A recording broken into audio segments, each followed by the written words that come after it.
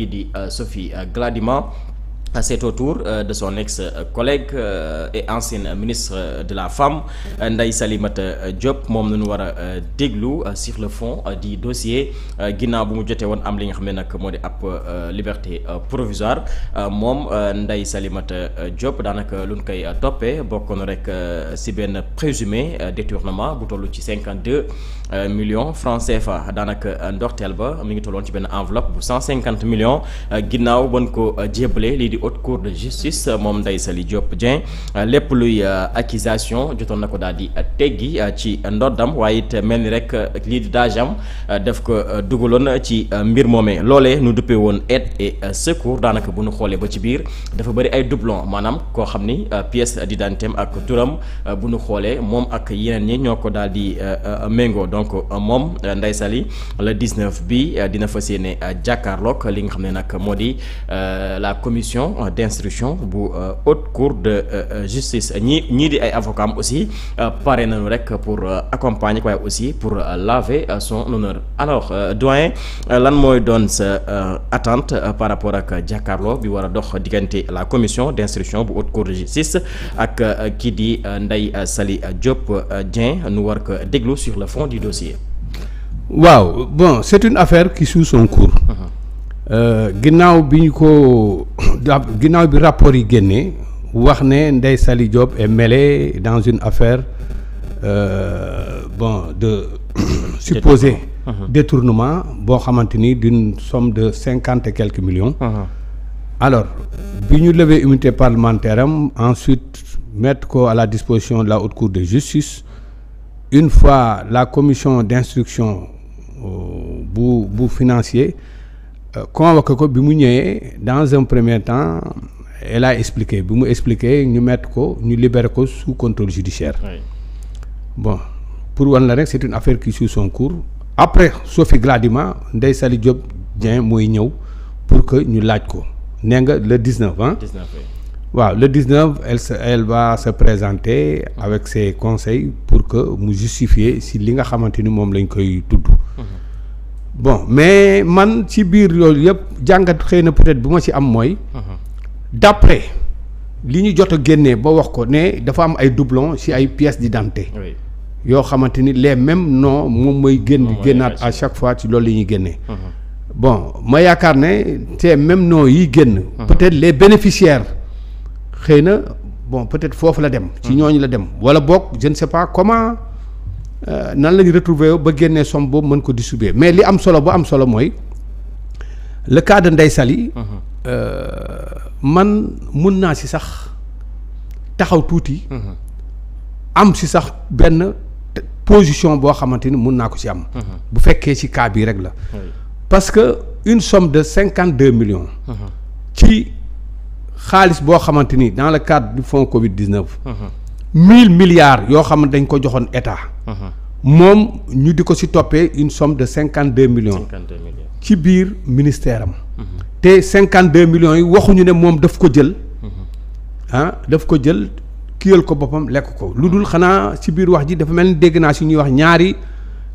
ay climatiseur yoo xamante ni kii na. donc 52 millions yooyu lu tolloog 36 millions.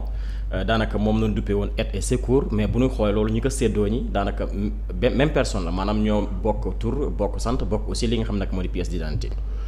waaw bon loolu bon peut-être loolu sax xëy na mun na indi tuuti jiixi jaaxa mais man xam nga lu may wax man xam nga lu may wax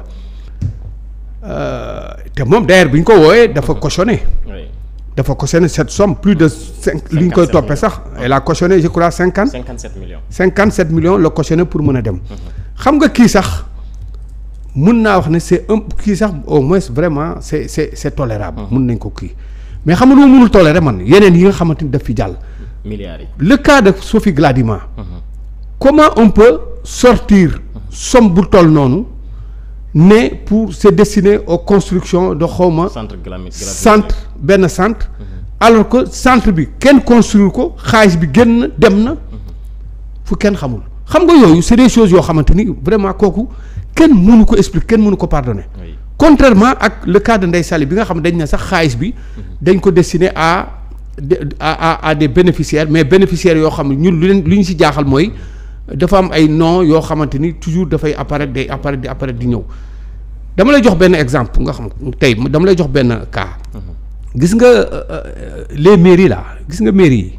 c'est-à-dire y a des sommes y a des sommes yu ñuy octroyer en général c'est des fonds destinés en général aux indigents.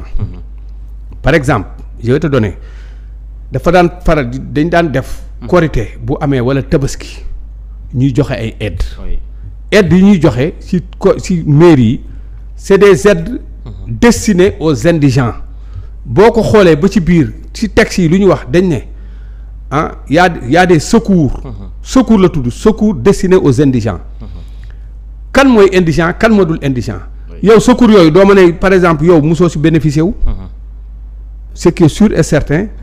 mus nga ci bénéficier wu wala keneen bénéficier wu ni ci koo xamante ni il n'est pas indigent. indigent boo koy xool dafa am indigent doit faire l'objet d'une enquête. au niveau de la police sous-préfecture moo koy dirigeanté ba ñu ne kii il est indulgent ou il n'est pas indulgent yooyu du am ci mairie amul. bu fekkoon loolu la rek kon ñu wax ne détournement am na partout ci mairie yi et pourtant ces secours là da ngay gis ay nit ñoo xamante ni dañuy fayeeku am lépp. ñuy bénéficier ci secours yooyu xam nga nan lay demee. il suffit de présenter une pièce d'identité la pièce d'identité da nga koy indi. bon ñoom ils te font dañ lay defal benn kii.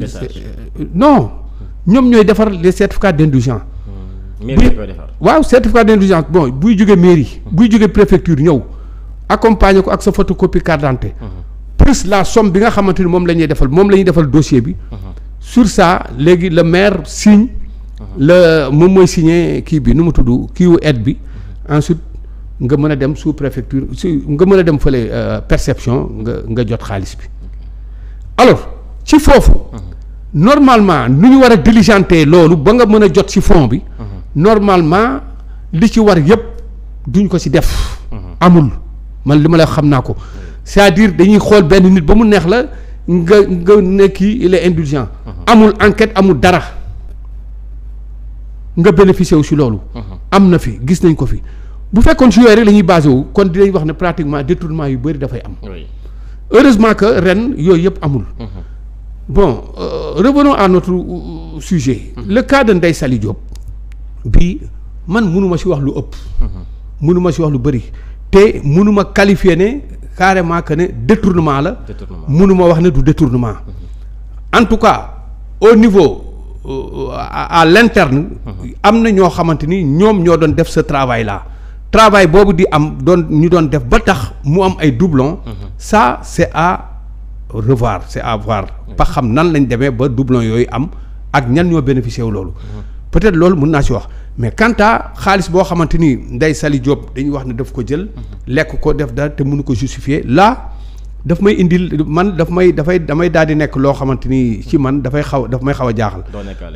buñ ma wax nag ne ma dama ànd ak Ndeye Saly moo tax ma waxee nii wala dara. ànduma ak Ndeye Saly man ànduma ak loo xamante ni jaaduwul ànduma ak malversation ànduma ci mais c'est une sœur qui est là li ma xam ci moom rek laay wax depuis ma xam ko mu nekkoon au ministère di ko diriger gis naa ne daal bon en ce qui concerne la commune de Grand Dakar gis naa taxawaay bu mu daan taxaw jigéen ñi fii gis naa moom pratiquement elle s'est arrangée ba daan leen organiser sous forme de calebasse daan ñëw vers eux di leen pratiquement di leen aider di leen wax ne nii ngeen war a doxalee jaratul ngeen di toog sur place toog ci buntu kër yeeg yooyu en tout cas loolu moom fekkee naa ko mën naa ko seede. daan na organiser la woon na leen de sorte que vraiment ñoom amoon nañu ay occupation quant à nag l'argent bi nga xamante ni da daan dugg au ministère. ak ni mu ko doon doxalee loolu mënuma confirmer ne que daf ko daan doxal normalement loolu moom mënuma ko wax bu ma ko waxee wax naa lu dëgg. rapport bi la ñuy commenter rapport bi ñuy commenter yaa yu d'après rapport bi que ne gis nañ ne y a des doublons et doublons yooyu yëpp ay somme la yu ñu doon génnee yoo xamante ni dañ ko doon sont les mêmes têtes pratiquement am la ñu ko doon distribuer loolu nag entre moom la ak justice bi léegi reste maintenant moom Ndeye Saly ak ses conseillers au niveau de la justice mu justifier lan moo tax ba loolu lépp mën a am comme nag Ndeye Saly tel que je la connais. Je crois que xëy na peut-être bu détournement doon am xëy na xanaa Ndeye Saly du toog ba naan day détourner ay 52 millions et quelques. quand même xanaa peut-être doon na mën a ndegam ñii ñoo am fitu jël ay milliards à plus forte raison koo xamante ni yow ministère bi nga yoroon ministère bu rëy la.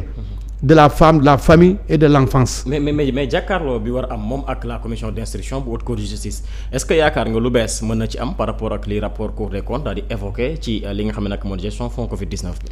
mais moom problème moom mooy lenn xam nga même man déglu naa au niveau de l'Assemblée nationale. bi ñu indi foofu le document bi ñu demandé à la commission des kii pour que ñu traiter le dossier de Ndeye Saly. bon war a mën a dem ba war a proposer à l'Assemblée pour que ñu voter résolution voilà loolu suivre naa ko le rapport je l'ai lu mais rapport boo ko liree ba ci biir amul fenn foo xamante ni mun nga wax ne kii dafa sàcc xaalis bi wala dafa jël dara non on te dit carrément que ne bon gis nañ ne daal am na nébuleuse nébuleuse bi am mooy que ne y a des doublons ci ay pièces d'identité yooyu mais ces doublons ci ay pièces d'identité xanaa on ne va pas me dire que ne c'est le ministre en question moom moo doon jël doublons yi di ko def c'est-à-dire l'argent fu ñu ko doon décaissé xanaa moom moo doon taxaw doon ko décaissé contrairement ak ki nga xamante ni moom dañu ne dafa am marché bu taxaw marché boobu taxaw dañu ne c'est destiné pour ay construction benn site bi non seulement construire guñu ko defaguñu dara nga demander à ce que ñu décaissé xaalis bi une fois xaalis bi ñu décaissé ko mu génn dem amul benn construction defaruñu ko mais loolu loo ko mën a tuddee lan nga mën a tuddee aussi koo xamante ni dañ ko jox marché pour au niveau de la justice ñu jox la marché bi ñu la jox pour nga defar pour nga tabax aussi def kii yooyu ngay ñëw di jël nit ki ne di ko jox 50 millions. En guise de récompense moom mu ne la jot naa 50 millions mais après dama ko delloo d'une manière diplomatiquement delloo naa ko ce qu'il a dit non. waaw. kooku avoué na man jël naa 50 millions mais delloo naa ko kooku mun ko génnee si li nga xamante ni dañ koy tiiñal surtout que waa ji nee na moom daf ma demandé 250 millions. xam nga loolu sax mun na def objet ñu gën a gëstu loolu xool lan moo xew foofu te déjà foofu liggéey travaux la yoo xamante kii la boo xamante ni commande la boo excusez-moi marché boo xam dañ ko génnoon ba pare ba jox ko. ñu dem ba ci biir bu ko retiré waat pour jël ko.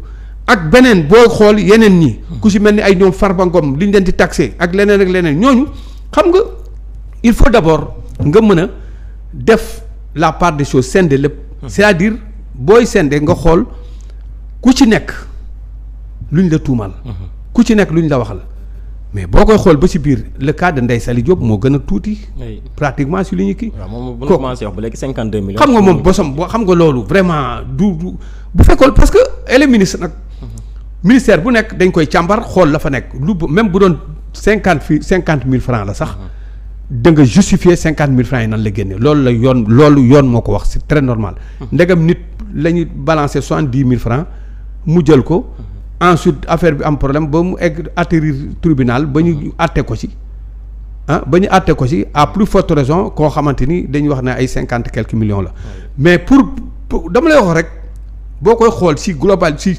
lépp sur l'ensemble des rapports yi génn jëm ci ministres yi le cas de Ndeye Saly Diop vraiment pour man bu fekkee ci loolu rek la yem vraiment nekk na loo xamante ni en tout cas je ne sais pas comment ça va se passer moom ak la commission d'instruction ak ses conseils mais am naa yaakaar ne bu fekkee loolu rek la am naa yaakaar ne xëy na mën na cee génn. exactement alors du ñàkk loolee dinañ si dikkaat mais démb doyen l'observateur daf nu xamal ni ci mbirub finance publique 2019 jàpp li nga xam ne nag mooy 2024 mooy rapport Cour des comptes mujj bi génn bëri woon na scandale yu mu évoqué bokk na ci li nga xam ne nag moo di mbirub dépôt à terme yoo xam ni koppar ga fa génn versé woon ko aussi si li nga xam ne nag moo di fële ca trésor public mu bëri ñun si teg loxo ñu si ba doon samp laaj lan mooy responsabilité wu ñi nga xam tey jii ñoom ñoo nekkoon agent fële ca trésor public daanaka actuellement bëri na ñoo xam ni ñu ngi foofu démb convoqué na leen fële ca division des investigations criminelles